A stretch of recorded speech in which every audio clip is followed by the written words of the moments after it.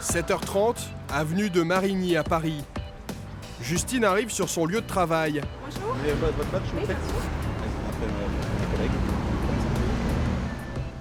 Un endroit exceptionnel, le Palais de l'Élysée. À 23 ans, Justine est en stage dans les cuisines de la résidence du président de la République. C'est comme ça. Et tu longes l'os. Ce n'est pas sa première expérience professionnelle, mais c'est le début d'une nouvelle vie. Après plusieurs essais dans différents métiers, je me retrouve dans la cuisine parce que c'est une passion. C'est quelque chose qui me passionne depuis toute petite, que j'ai toujours voulu faire. Et tiens. Vas-y. Tu veux pas ? Ça m'a appris à être rigoureuse.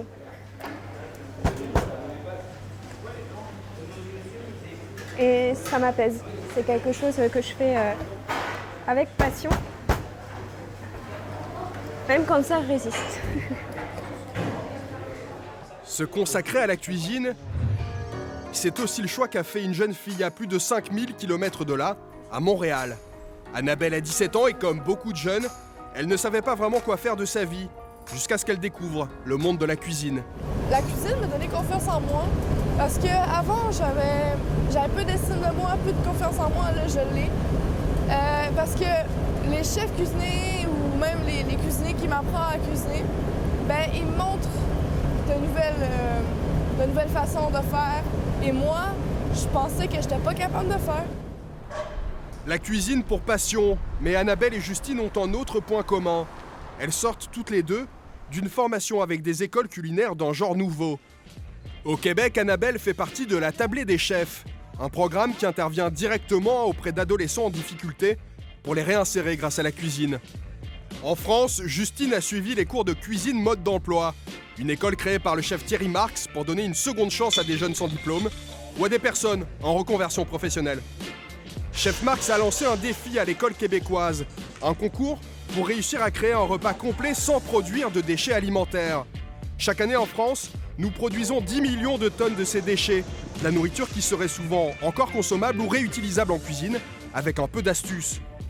Pour sensibiliser le public à ce problème du gaspillage alimentaire, 2 équipes de 6 apprentis tous volontaires vont s'affronter dans un défi amical. Et ces brigades seront guidées par 2 coachs prestigieux. Côté français, Thierry Marx, chef 2 étoiles, ancien juré de Top Chef. Et côté québécois, Guillaume Quentin, star de la cuisine montréalaise et gagnant de la première saison du Top Chef local. Ils auront 2h30 pour rivaliser d'ingéniosité et proposer des repas originaux mais surtout éco-responsables, 0 déchet ou presque. Let's go! La pression commence à monter pour Justine. Prête, ça y est, équipée, on y va. Le concours démarre dans quelques minutes, à 16h heure française, 10h pour le Québec. Les 2 brigades sont reliées en permanence par une connexion vidéo. Tu vois, ils sont détentes en t-shirt et tout. Franchement, ils sont stylés. Tout semble prêt, mais premier accro pour l'équipe française, chef Marx a un peu de retard. Juste Thierry, qui est le coach, va arriver, il est avec un ministre, donc il aura un tout petit peu de retard. Face à leurs concurrents, Justine et son équipe essaient de faire bonne figure. Le défi est amical et il n'y a rien à gagner, à part mettre en avant leur savoir-faire.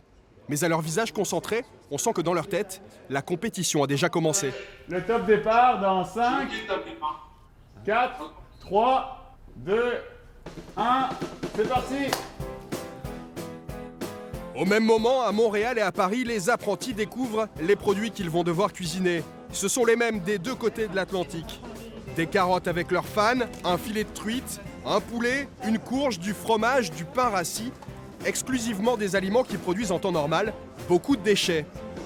Du comté, une orange, ça on doit tout utiliser, impérativement. Et ça, il faut qu'on prenne tout ce qu'on a besoin. On peut peut-être prendre du cumin, ça se marie assez bien avec les carottes, les oranges. Ouais, vas-y. En plus de ce panier obligatoire, ils peuvent choisir ce qu'ils veulent dans le garde-manger. Condiments, œufs, fruits, accompagnement, huile. Le problème, c'est qu'ils n'ont que 10 minutes pour tout choisir et que leur coach Thierry Marx n'est toujours pas arrivé. C'est donc la première fois que ces apprentis doivent prendre des décisions sans l'autorité d'un chef de cuisine. 2 minutes, fermeture du garde-manger. Vous n'avez pas besoin de sauce soja pour le poisson? C'est joli, hein. 7, 6, 5, 4, 3, 2, 1. Le garde-manger est fermé. Grosse pression, mais à la fin du temps imparti, l'équipe française a déjà une idée de son menu. Alors on pense qu'en entrée ce sera plutôt du poisson, en plat ce sera plutôt de la volaille et pour le dessert on est encore un peu indécis. Au Québec, en revanche, aucune hésitation. Guillaume Quentin, le chef, a déjà tout pris en main. Et il a donné une mission à Annabelle. Préparer la truite pour en faire un tartare. La jeune fille est très appliquée et pour cause. Il faut enlever les arêtes délicatement, une par une. Oh, regarde ça, c'est un... Ah, il y en a une petite encore ici, tu vois, là. Je la sens. Quand tu vas la prendre, là, regarde, tu fais ça. Ah, là, là? Ouais, regarde. C'est plus? C'est sûr? Ouais. Bonne surprise, à 17 ans à peine, Annabelle a déjà les bons réflexes. Ouais, je pense qu'Annabelle a déjà fait, puis là, je la laisse aller par elle-même, puis j'ai même pas besoin d'y montrer en ce moment, puis ça se passe bien. Fait que oui, tout va bien. Guillaume a l'habitude des concours de cuisine. En 2010, c'est lui qui a gagné la première édition des Chefs, la version québécoise de Top Chef. Il sait que le temps sera déterminant, du coup, il est sur tous les fronts. Là, c'était comme ça aussi, il y avait un petit goût d'amertume. Enlève juste la cuisse, mets-la là, puis l'aile, c'est dans tes jambes. Mets-toi confortable quand tu travailles. Ça, t'as pas besoin de ça. Tout ça, tu viens de nettoyer. Fais attention, tu vas salir tes autres. Tu mets la poitrine de poulet au four sur une autre qu'une assiette. Tout de suite, s'il te plaît. Guillaume a beau guider l'équipe, il n'a pas le droit de cuisiner à leur place. C'est donc Annabelle et sa brigade qui ont choisi le menu. Tartare de truite aux agrumes en entrée, poulet au risotto en plat principal et un pain perdu aux fruits de saison en dessert. 17h en France. Le concours a démarré depuis 1 heure et Justine et son équipe ont eux aussi choisi un menu. Surprise, même si personne ne s'est mis d'accord, il est étonnamment similaire au menu québécois. Tartare de truite, poulet au risotto, pain perdu fruité en dessert, et c'est Justine qui s'en occupe. On a décidé de faire des poires pochées, de faire une petite compotée caramélisée de poires et peut-être de pommes. On va réutiliser la baguette en faisant du pain perdu. Et avec l'écorce d'orange, on va faire des petites orangettes au chocolat. Donc il y a un peu de boulot, mais ça va le faire. Il va falloir. La différence se fera donc sur les détails. Et ça tombe bien, un spécialiste des détails arrive enfin en cuisine. Salut ma belle. Ça va? Tu vas bien? Ça va? À peine sur place, Thierry Marx a déjà l'œil sur tout. Ça a l'air de bien démarrer, en tout cas ils utilisent bien les produits. Ça c'est une bonne chose. Alors moi je suis attentif effectivement à l'utilisation des produits au minimum de pertes, mais je suis aussi attentif à la gestion des flux. Donc là je vois des plaques allumées pour pas grand chose, des produits qui attendent. Ça c'est... j'aime pas trop. C'est à qui la volaille là? La cocotte, c'est pourquoi? Qu'est-ce que tu vas faire avec les parures de poire là? Ah, les épluchures. Tu vas les sécher? Ouais, j'essaie de faire des chips. Oui, ou sécher au four? D'accord. T'as encore le temps? Ouais. T'as un timing serré quand même. Chef Marx est agréablement surpris. Malgré son retard, l'équipe a pris de l'avance. L'entrée est presque prête. Il y a plein de bonnes idées là. Récupérer la peau du poisson pour en faire un condiment, c'est une bonne idée quoi. Parce que il y a une saveur iodée dans la peau du poisson séchée, ça devient un sel et c'est intéressant. Ça donne la cuisine, c'est souvent un jeu de texture et de température de produit. Là, on va avoir du moelleux et du croustillant, c'est intéressant. Donc c'est un bon parti pris. Tout est dans le recyclage. Des chips de peau de poisson pour l'entrée et en dessert, Justine a eu une autre idée pour réutiliser la peau des oranges. Pour les oranges, on va faire des petites orangettes, on va les blanchir pour enlever le côté amer du zeste. Et ensuite, on les fera confire dans le sirop dans lequel on a utilisé pour les poires. Le recyclage est essentiel car à la fin du défi, les déchets alimentaires seront pesés. Avec ces astuces, l'équipe française espère prendre une longueur d'avance sur les Québécois. Ce qu'ils ne savent pas, c'est que de l'autre côté de l'Atlantique, Guillaume Quentin a sorti sa botte secrète. Obsédé par le recyclage, il a préparé une technique surprenante pour se débarrasser des déchets du poulet et des arêtes de poisson, les passer au mixeur. C'est une recette, en fin de compte, que je me suis inspiré des Amérindiens. Dans le passé, ils faisaient ça avec des arêtes de poisson, puis ils servaient de ça pour leur nourriture. Puis on va remettre... Les os et arêtes sont donc broyés pendant plusieurs minutes avant d'être cuits au four, jusqu'à ce qu'ils soient totalement secs. Ils sont ensuite mixés une dernière fois pour obtenir cette poudre. Faut vraiment s'assurer que tout soit passé parce que le défi, c'est pas faire de perte. Ça va être mélangé au sel, puis ça va aromatiser le sel parce que c'est comme les os et il y a un peu de viande sur les os. Et ces os-là, on cuit dans un bouillon avec une garniture aromatique. Bien, pas une garniture aromatique, mais les plats d'oignons, tout ça, fait que ça a vraiment pris le goût aussi. Cette attention au détail est payante. À 30 minutes de la fin du concours, les plats sont presque tous terminés et la poubelle à déchets québécoise reste absolument vide. On va être correct. Au niveau des déchets, on les cherche parce qu'en ce moment, il n'y en a pas. Les déchets sont ici. Hein?